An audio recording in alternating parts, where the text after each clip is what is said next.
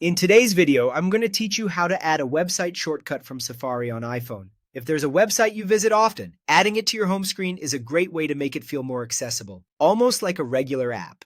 Instead of opening Safari and typing in the web address every time, you can tap the shortcut directly from your home screen and jump straight to that site in seconds.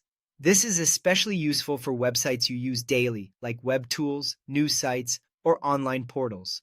To get started, open Safari on your iPhone and go to the website you want to add. Make sure you're on the exact page you want the shortcut to open to, because the shortcut will link directly to that site or page. It's a good idea to let the page fully load before moving on, just to make sure everything is ready.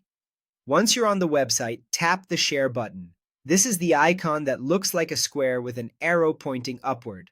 You'll usually find it near the bottom of the screen in Safari. Tapping it opens the Share menu, where you'll see several actions and options for the page you're viewing. From there, scroll down through the menu until you find Add to Home Screen, then tap it. This opens a preview screen where you can see the shortcut name and sometimes a small icon that will appear on your home screen. If you want, you can edit the shortcut name here.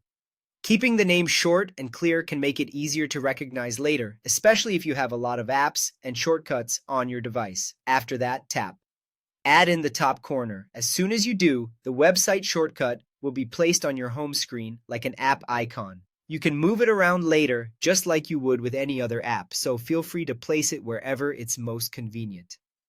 One extra thing to note, when adding the shortcut, you may see an option called Open as Web App.